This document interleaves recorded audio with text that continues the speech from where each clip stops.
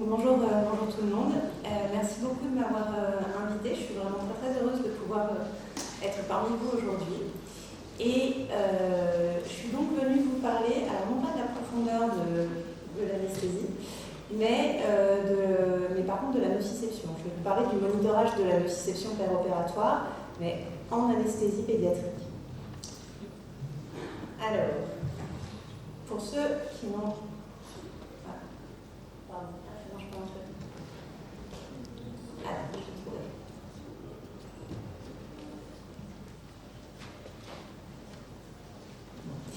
Pour ceux qui n'ont jamais assisté à un de mes topos, c'est une représentation que j'aime bien, une représentation schématique de ce qui se passe au bloc opératoire en termes de nociception.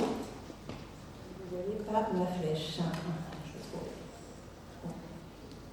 C'est pas grave, je vais m'en passer. Et donc en termes de nociception au bloc opératoire, on peut faire la schématisation suivante, qui est que le chirurgien, par ses gestes, par la chirurgie, il est à l'origine d'une stimulation nociceptive. Et nous, les anesthésistes, on donne des médicaments analgésique pour créer une espèce de barrière antinociceptive. Et l'objectif de ça, c'est de bloquer les conséquences de la stimulation chirurgicale. Alors, du coup, si on n'arrive pas exactement à proportionner la dose d'analgésique qu'on donne à l'intensité du geste chirurgical, eh ben, on peut se retrouver dans deux types de situations. Soit on en a donné trop, on a donné trop d'analgésique, et dans ces cas-là, on est dans une situation d'analgésie excessive. Soit on n'en a pas donné assez, et dans ces cas-là, ben, on est dans une situation d'analgésie insuffisante. Et... Ah non, ça passe pas. Bon, ça passe pas. Il va falloir faire quelque chose pour moi. En fait, mes diapos, c'est ce qui passe ça bouge pas en fait. Bah, j'ai la souris. Je sais pas. Ah, c'est bon. C'est bon. Ouais, excusez-moi. Voilà, donc je vous disais, ça, c'est si on est dans une situation d'analgésie excessive, et ça, dans une situation d'analgésie insuffisante. Et en fait, et donc en fait, quand on est dans cette situation d'analgésie insuffisante, c'est là qu'on va voir apparaître le phénomène de nociception. Et le phénomène de nociception va... comme ça. Il est plus sur mon ordre, peu importe.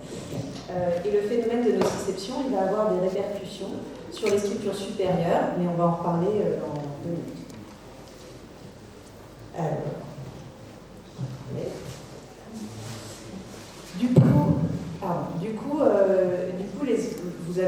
Vous aurez compris que finalement les objectifs du monitorage de la nociception, ça va être d'éviter les deux types de situations que je viens de vous décrire.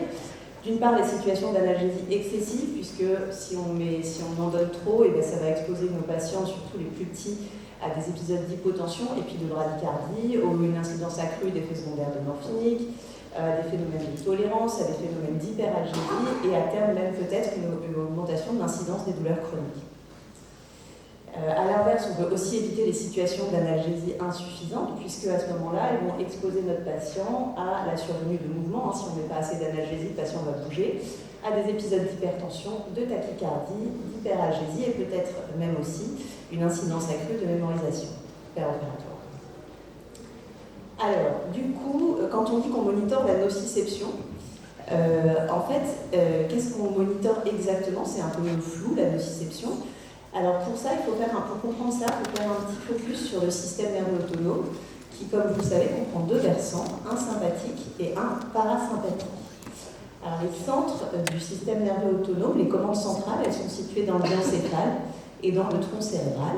Et ces centres du système nerveux autonome vont envoyer des efférences vers des effecteurs périphériques, parmi lesquels ceux qui vont nous intéresser particulièrement dans le cadre de la nociception, les glandes sudorales, les vaisseaux, le cœur et les pupilles. Et du coup, quand il y a un phénomène de nociception, comme je vous ai dit tout à l'heure, ça va induire des modifications au niveau des centres du système nerveux autonome, et la résultante globale de ces modifications, ça va être une augmentation relative du tonus sympathique. Alors, ce qui se passe au niveau central, l'influx nociceptif en lui-même ou les modifications des centres, en fait, on n'y a pas accès, on ne peut pas les monitorer directement. Si vous voulez, c'est trop profond, donc on ne peut pas y avoir accès. On ne va pas pouvoir le monitorer directement. Donc, en revanche, les modifications qui se passent au niveau central, elles vont évidemment se répercuter au niveau des effecteurs périphériques. Et ça, par contre, ces effecteurs périphériques, vous aurez compris qu'on y a beaucoup plus facilement accès. C'est là qu'on va poser nos moniteurs dont on va servir pour monitorer la nociception. Et donc, vous comprenez bien que quand on dit qu'on monitore la nociception, en fait, on monitore les modifications au niveau des effecteurs autonomes périphériques qui sont induites par la nociception. Donc, on monitore la nociception, mais c'est quand même très indirect.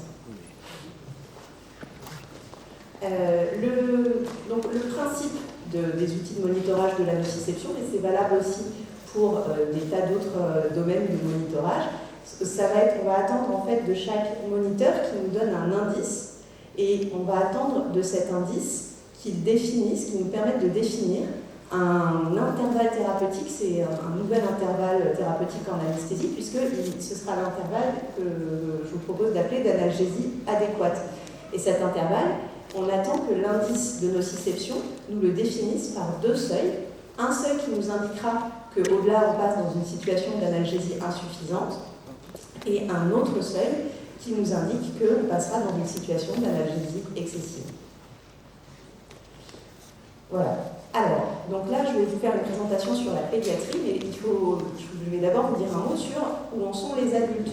Et bien, les adultes, sur le chemin du monitorage de la nociception, comme vous savez peut-être, ils ont beaucoup avancé.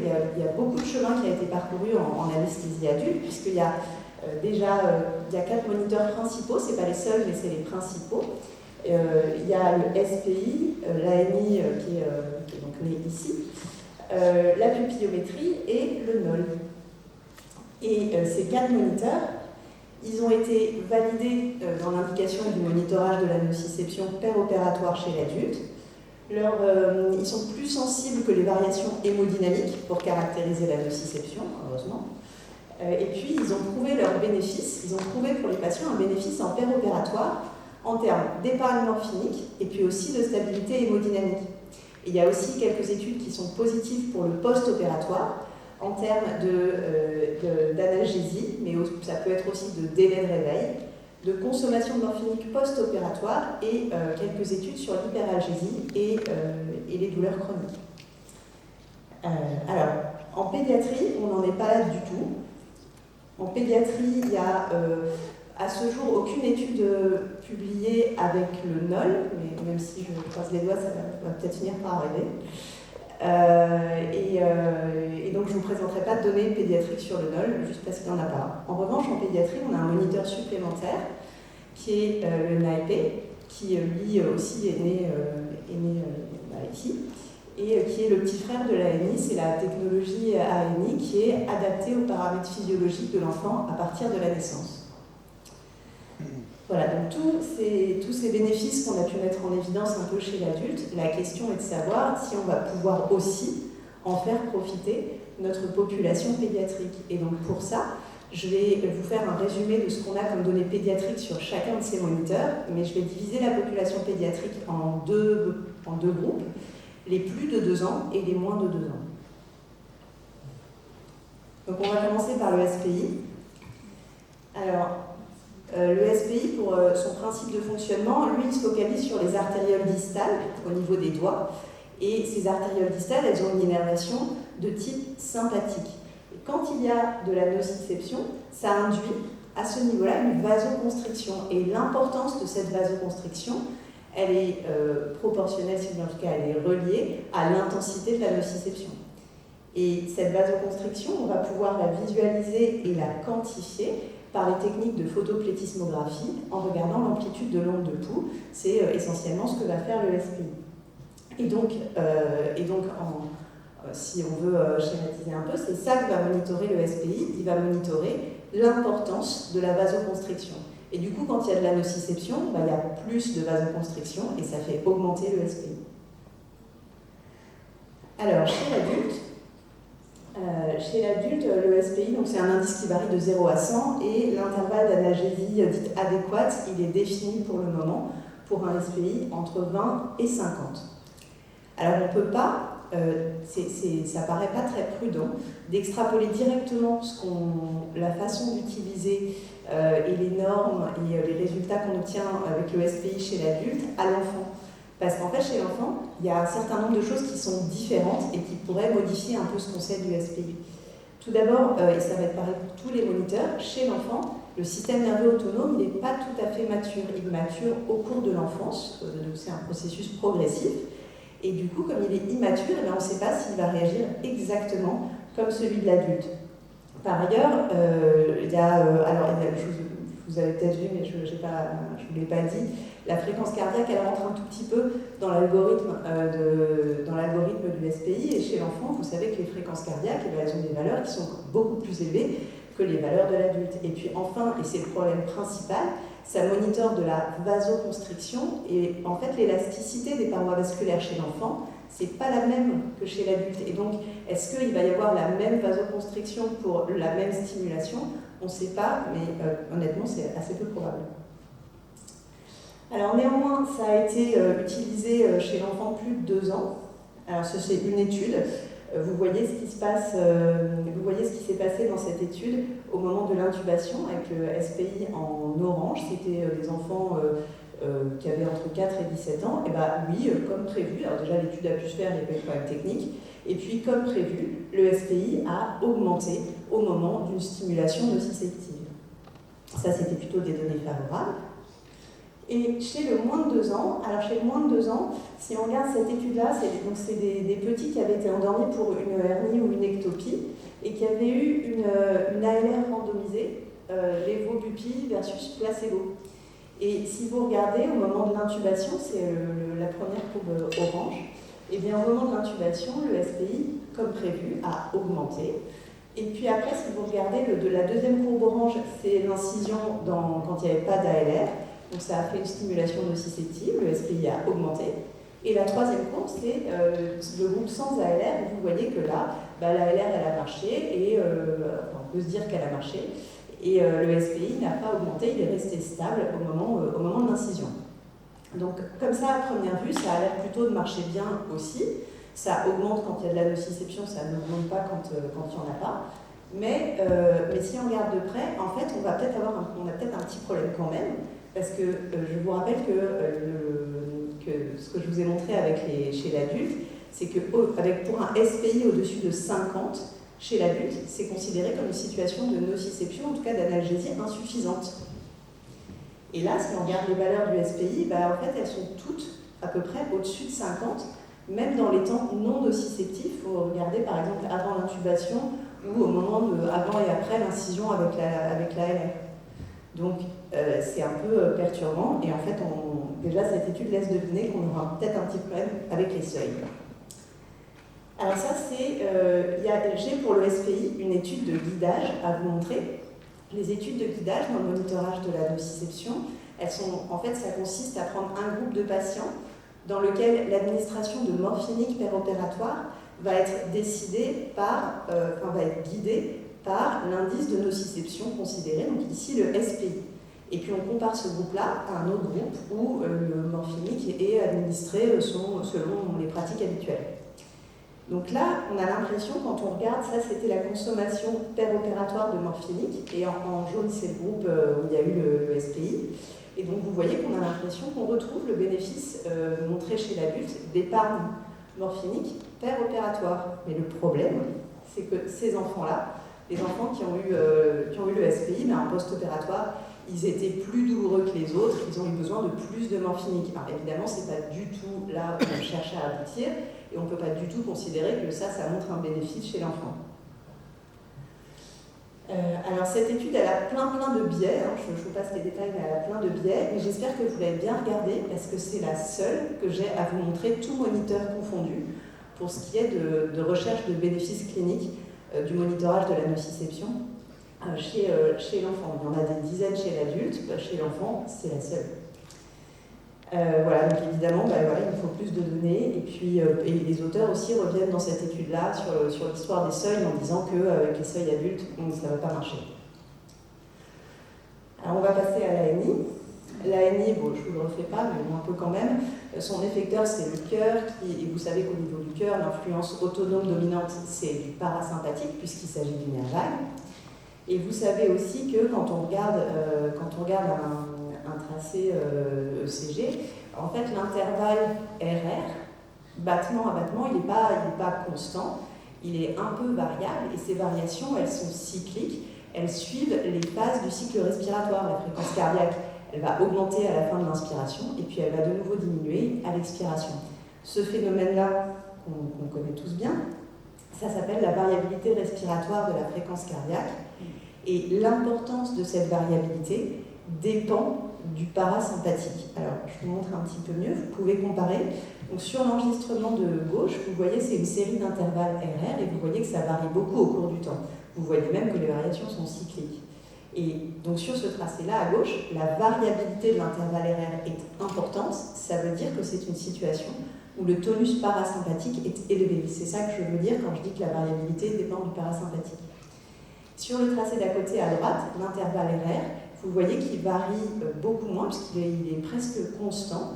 Donc la variabilité est faible, et ça, c'est une situation qui veut dire que le tonus parasympathique est diminué. Et c'est typiquement ce qu'on peut observer dans une situation d'analgésie insuffisante. Et voilà, et donc je vous raconte tout ça parce que en fait, c'est ça que monitore l'ANI.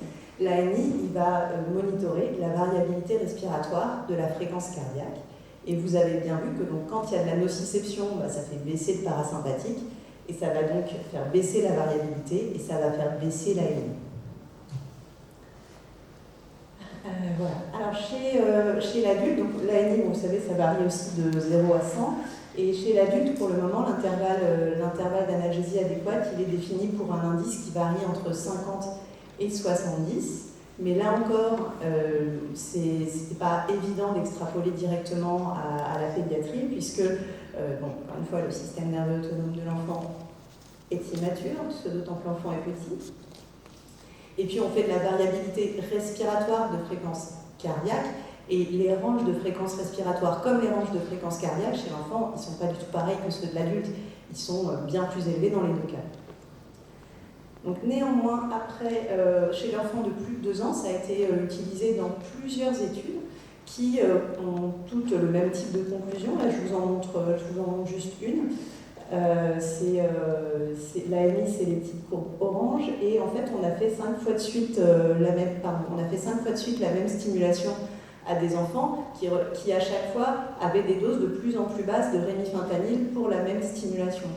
Et ce que nous montre cette étude, c'est que déjà ça a marché, on a pu faire les choses, et l'ANI a bien diminué à chaque stimulation nociceptive, c'était un premier bon point. L'autre deuxième bon point, c'était que moins il y avait de rémifentanil, donc plus il y avait de nociception, et plus la variation de l'ANI était importante. Et ça, c'est super, ça veut dire que ce moniteur, il a quelque part la capacité non seulement de détecter, mais aussi de quantifier la nociception.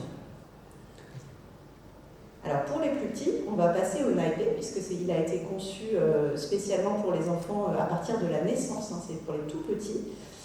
Il y a très peu, initialement il a été utilisé en néonatologie et dans les unités de soins intensifs néonataux avec des résultats très satisfaisants. Et depuis peu de temps, il est passé au bloc opératoire. Il y a très peu d'études, pour le moment on a très peu de données au bloc opératoire, je vais toutes vous les montrer. Et voilà ce qu'on a vu apparaître en 2019. C'était des enfants donc, qui étaient âgés de 1 mois à 2 ans. Et regardez ce qui s'est passé, toujours pareil, mon indice de nociception est en orange, au moment de l'incision. Alors au moment de l'incision, c'est vrai, le NAIPE a diminué, mais vous voyez que cette diminution, dans cette étude, elle était quand même très modérée. Alors c'était peut-être OK pour dire que le NAIPE pouvait détecter la stimulation nociceptive chez l'enfant anesthésié au sévoflurane, puisque c'est toute la différence avec la néonatologie, c'est que là l'enfant est anesthésié, c'est pas du tout pareil. Mais bon, néanmoins la stimulation nociceptive a été détectée. Par contre, pour ce qui est de la quantifier, c'est un peu difficile, c'est des données qui méritaient évidemment d'être confirmées. Il y a une deuxième et dernière étude sur le NAIP au bloc opératoire qui a un design un petit peu plus compliqué, mais qui s'intéressait en paire opératoire à ce qui se passait au moment des injections d'opioïdes. Et quand on injecte un opioïde, ça fait diminuer la nociception, évidemment, et du coup, l'indice NAIP est censé remonter à ce moment-là. Donc, la conclusion de cette étude, la conclusion principale, c'est que quand le NAIP, avant l'injection d'opioïdes, est inférieur à 50, et bien à ce moment-là, après l'injection d'opioïdes, il y a une remontée de l'indice NAIP. C'est la conclusion principale de l'étude. Vous voyez que la remontée du NAIP, elle est discrète. Voilà, mais néanmoins, les auteurs disaient que c'était un argument qui était effectivement en faveur du fait que le NAIP pourrait bien refléter la nociception péropératoire. Mais bon, c'est quand même un peu délicat, d'abord parce que le seuil de 50, il a été choisi parce qu'on a pris le seuil adulte. Hein. En fait, il n'y a pas de seuil pédiatrique qui a été spécifiquement étudié, c'est la même technologie, et pour le moment, les seuils qu'on utilise, les seuils proposés pour l'enfant, jusque-là, c'est les mêmes que chez l'adulte. Et puis, quand on regarde cette étude, il y a peut-être 67 patients dans l'étude, mais il n'y a eu que 10 événements où l'injection d'opioïdes s'est faite avec un NAIP inférieur à 50. Donc c'est effectivement des résultats encourageants qui vont dans le bon sens, mais c'est encore trop peu. Et il faut absolument confirmer ces données-là. Alors, je ne résiste pas à vous montrer les résultats préliminaires d'une des deux études que j'ai eu la chance de faire quand j'étais en mobilité ici. C'est une étude où les enfants étaient endormis avec du sévoflurane et on leur faisait 3 stimulations tétaniques, une petite, une moyenne, une grande, 10, 30, 60 mA, dans un ordre randomisé. Et on voulait voir si la variation qu'on allait obtenir du NAIP allait être corrélée à l'intensité de la stimulation, parce qu'il faut à un moment valider que ce moniteur peut bien évaluer quantitativement la nociception chez l'enfant. Alors voilà ce que ça a donné. C'est encore des résultats un peu préliminaires, mais je vous les montre quand même. Donc vous voyez, c'était des résultats qui étaient assez satisfaisants, puisque le NAIP, il a bien diminué à chaque stimulation, quelle que soit l'intensité, il a détecté la stimulation. Et vous voyez que l'importance de la baisse du NAIP, elle dépendait bien de l'intensité de la stimulation qu'on faisait. Voilà, donc ça aussi, c'est des données qui vont contribuer franchement à valider ce moniteur comme moniteur quantitatif de nociception au bloc opératoire. Dernier moniteur, la pupillométrie. Donc la pupille, en fait, sa taille va dépendre de l'action de 2 muscles. Un muscle constricteur qui a une innervation parasympathique et un muscle dilatateur qui a une innervation sympathique. Donc c'est un effecteur autonome plutôt intéressant. Et la base physiologique de la pupillométrie, c'est le réflexe de dilatation pupillaire, puisque sous anesthésie, mais comme chez le sujet éveillé d'ailleurs, mais en tout cas sous anesthésie, lorsqu'il y a de la nociception, ça augmente la taille de la pupille. Et l'augmentation de la taille de la pupille, l'importance de l'augmentation va dépendre de l'intensité de la stimulation qui est appliquée ou de l'intensité de la nociception. Alors, chez l'adulte, pour utiliser la pupillométrie, on fait une mesure de référence, puisqu'on n'a pas tous le même diamètre pupillaire, on fait une mesure de référence du patient sous anesthésie avant l'incision, juste avant l'incision, comme ça il n'y a pas tellement de nociception, en tout cas c'est là qu'on fait la mesure de référence. Et puis ensuite, quand on veut, on mesure le diamètre pupillaire pendant l'intervention et on compare le diamètre qu'on obtient au diamètre de référence. Et donc l'intervalle d'analgésie considéré comme adéquat, en tout cas aujourd'hui, c'est un diamètre pupillaire mesuré entre plus 5 et plus 30% de sa valeur de référence. Voilà. Alors là encore, comme pour les autres moniteurs, il y a peut-être des petits obstacles à extrapoler directement à la pédiatrie, toujours ces histoires d'immaturité du système nerveux autonome, mais aussi, en particulier chez le plus petit, une immaturité des voies nerveuses de l'œil qui ne sont pas tout à fait fonctionnelles encore au tout début. Et puis c'est peut-être un peu moins ergonomique, puisque vous voyez à quoi ressemblent les moniteurs là sur l'image. En fait, la taille de l'œil, des fois chez le bébé, c'est plus petit, et puis la forme du visage fait que c'est un peu moins facile peut-être de placer l'appareil. Alors, chez le plus de 2 ans, nous, on a pas mal travaillé dessus. Chez le plus de 2 ans, les données sont assez rassurantes, puisque vous voyez dans cette étude, c'était des enfants qui avaient de 2 à 16 ans qui étaient sous sévoflurane, et ils avaient tous le même stimulus. Et donc vous voyez les petits points, c'est le diamètre de la pupille pour chaque patient. C'est le petit point, c'est le diamètre pupillaire avant la stimulation, et la petite croix, c'est le diamètre pupillaire après la stimulation. Cette étude, elle nous a appris plein de choses. D'abord, elle nous a appris que le réflexe de dilatation pupillaire, il était bien présent, quel que soit l'âge.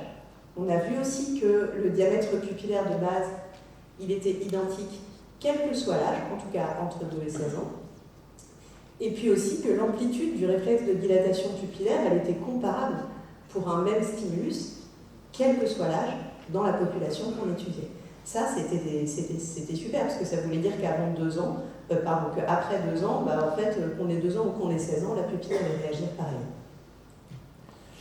Chez le moins de 2 ans, il n'y a, à ma connaissance, qu'une seule étude, qui est celle-là, où les enfants c'était des enfants qui étaient endormis et qui avaient une caudale. Vous voyez, il y en avait 11 qui avaient moins de 2 ans et 9 qui avaient entre 2 et 5 ans. Et donc, ils avaient une caudale et après, on leur faisait un tétanos, le même stimulus, sur chacun des dermatomes. Et vous voyez, dermatome par dermatome, quelle a été la réactivité de la pupille. En blanc, c'est les enfants de plus de 2 ans, et en noir, c'est les enfants de moins de 2 ans. Et vous voyez bien que, alors eux, ils disent qu'ils n'ont pas eu de problème technique, hein, techniquement ça a été possible, mais le plus petit avait quand même 10 mois. Mais la réactivité pupillaire, avant 2 ans, elle semble quand même différente, et quand je dis différente, je veux dire plus faible. Donc on n'est pas bien sûr que ce soit, aujourd'hui on n'est pas encore tout à fait sûr que ce soit un monitorage pertinent dans cette tranche d'âge. Voilà, donc en synthèse, qu'est-ce qu'on a comme données pour le SPI? Le SPI, il est utilisable avant 2 ans, oui. Utilisable après 2 ans, oui. Chez l'adulte, il a prouvé un bénéfice. En pédiatrie, il n'a pas prouvé de bénéfice. La seule étude qu'on a, c'est celle que je vous ai montrée. Et puis, il n'y a pas de seuil pédiatrique qui soit validé. L'ANI, il n'y a pas d'étude avant l'âge de 2 ans. Après 2 ans, c'est utilisable. Ça a prouvé des bénéfices chez l'adulte. Aucune étude de recherche de bénéfices chez l'enfant. Et pas de seuil pédiatrique validé. Le NAIP, il est utilisable avant 2 ans. Oui. Après 2 ans, pour le moment, il n'y a pas d'étude. Chez l'adulte, évidemment, il n'y a pas d'étude. Et est-ce que ça a prouvé des bénéfices en pédiatrie? Il n'y a pas d'étude. Et puis, est-ce qu'il y a des seuils pédiatriques validés? Non, parce que je vous ai dit, pour le moment, on utilise ceux de l'ANI pour l'adulte. Pupillométrie avant 2 ans, on ne sait pas trop si c'est utilisable. Il y a juste une étude et franchement, il faudrait confirmer. Après 2 ans, oui, c'est utilisable. Ça a prouvé des bénéfices chez l'adulte. Aucune étude recherchant des bénéfices chez l'enfant. Et puis par contre, pour les seuils pédiatriques, oui, ceux de l'adulte, à partir de 2 ans, en tout cas, ceux de l'adulte peuvent marcher. Donc vous voyez que le constat est un petit peu désolant. Comme je disais, j'ai dû faire plus de 20 minutes de présentation, mais j'avais vraiment rien à vous dire. Si peu de choses. Mais tous ces moniteurs, ils sont quand même non invasifs. Et franchement, je pense que ce serait dommage s'ils peuvent apporter un bénéfice aux patients. Je ne sais pas s'ils peuvent, mais s'ils peuvent apporter un bénéfice aux patients en pédiatrie, je pense que ce serait dommage de passer à côté. Et voilà, donc je pense qu'il faut continuer à avancer. Et pour continuer à avancer, il n'y a pas 36 solutions, il faut continuer à chercher. Et voilà, sur ces bonnes paroles, je vous remercie de votre attention.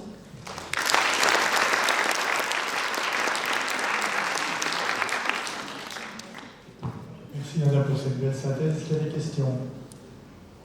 N'hésitez pas, je viens avec le micro près de vous pour faciliter la communication. Moi j'ai une question, vous réfléchissez parce que je compte bien sur vous. On a beaucoup d'interférences possibles. On a des qui peuvent avoir froid, peuvent avoir trop chaud. Pour le SPI, on donne des médicaments qui peuvent interférer avec la fréquence cardiaque ou le diamètre pupillaire. Qu'est-ce qu'on fait de tout ça? En fait, il faut regarder. Alors, chaque moniteur, je ne suis pas rentrée dans les détails, mais évidemment, chaque moniteur a des limites et a des situations où on ne peut pas l'utiliser. La première limite, c'est qu'on ne peut pas recueillir comme il faudrait le signal source. Et effectivement, quand il fait trop froid, quand il y a une vasoconstriction distale due au froid, et ben, effectivement, on ne peut pas faire la photoplethysmographie. Mais néanmoins, il faut vraiment, en tout cas avec le SPI, il faut vraiment que ça soit très froid. Enfin, dans le range normal de ce qu'on a au bloc opératoire, ça va bien. Après, pour les médicaments, il y a pas mal de données qui sortent au fur et à mesure qui montrent que globalement, avec la plupart des médicaments, on peut quand même, en tout cas chez l'adulte, hein, évidemment, chez l'enfant, on n'y est pas, mais chez l'adulte, c'est plutôt encourageant. Il y a des médicaments, soit ils ont un effet qui est négligeable, soit ils ont un effet qui est temporaire. Et à chaque fois que des données sortent et décrivent l'effet temporaire d'un médicament, comme par exemple l'éphédrine, dans le cadre de l'ANI, parce qu'il y a une publie dessus, et ben on sait très bien que là, ce qu'on observe comme variation, c'est dû au médicament qu'on vient d'injecter. Et après, du coup, pendant quelques temps, on ne tient pas compte de l'indice, et ensuite, on en tient compte à nouveau. Et pour ce qui est des alpha-2, il y a assez peu d'études, et avant que quelqu'un pose la question, il n'y a pas d'études de monitorage de la nociception dans l'OFA. Et ça reste à faire. Première étape, il faut injecter un médicament et décrire ce que ça fait sur les moniteurs. Et puis deuxième étape, il faut faire du guidage. Mais pour le moment, ça n'existe pas, il n'y a pas de données publiées. Est-ce qu'on pourrait envisager qu'il y ait des seuils différents suivant qu'on utilise le CEVO, le propofol, la clonidine? Je te remercie, Francis, c'est une excellente question. Et effectivement, c'est très intéressant ce que tu dis. Dans la mesure où les médicaments qu'on utilise selon leur nature n'ont pas exactement les mêmes effets sur le système nerveux autonome, d'une part, et puis aussi, sur le système nerveux autonome dans sa globalité, mais ils ont aussi pas la même répartition entre leurs effets sympathiques, parasympathiques, et dans la mesure où c'est ce qui sert de base au monitorage, moi je suis persuadée que si on voulait faire plus fin, on pourrait, il faudrait d'ailleurs, que le seuil que le monitorage intègre le type d'agent anesthésique qu'on utilise. Mais ça ne veut pas dire que si ce n'est pas le cas, le monitorage ne sert à rien. Je pense que même si on ne tient pas compte de l'agent anesthésique, en tout cas pour ce qui est des halogénies et du propofol, ça marche quand même un peu et on aura quand même des bénéfices. Peut-être qu'on en aurait plus si on arrivait à spécifier. Mais c'est quand même, en tout cas, halogénie et propofol, ça marche. Merci. Est-ce qu'il y a des questions?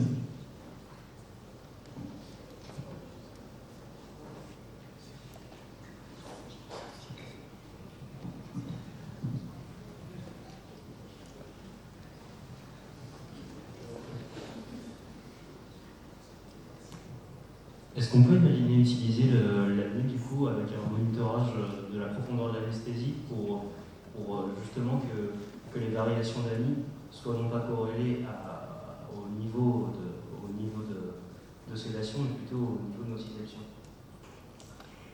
Merci beaucoup, ça aussi c'est une excellente question, c'est très intéressant ce que vous dites. Effectivement, il y a beaucoup de gens qui pensent à gérer l'anesthésie avec un moniteur de profondeur d'anesthésie pour les hypnotiques et un moniteur de nociception pour les morphiniques. Et on peut tout à fait envisager une approche qui combinerait les deux. Ça va arriver, je pense. Je ne sais pas si j'ai répondu ou si vous... C'est ça? Est-ce qu'il y a d'autres questions?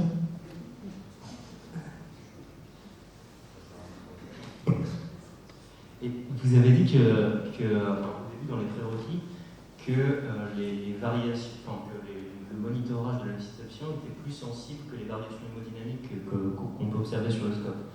Comment on fait pour savoir que c'est plus sensible? À quel gold standard est-ce qu'on compare ça en fait?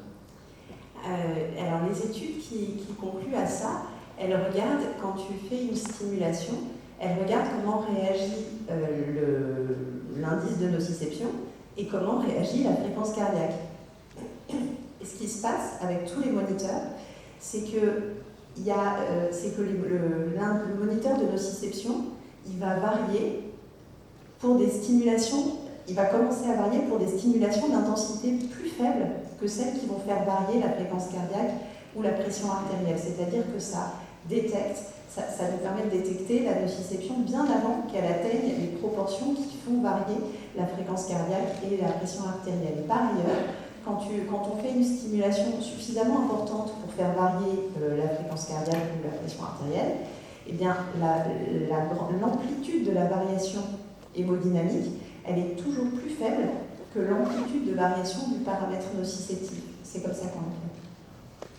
Merci beaucoup. Pour respecter l'horaire, je pense qu'on va arrêter là les questions. Merci Nada, c'était une super synthèse.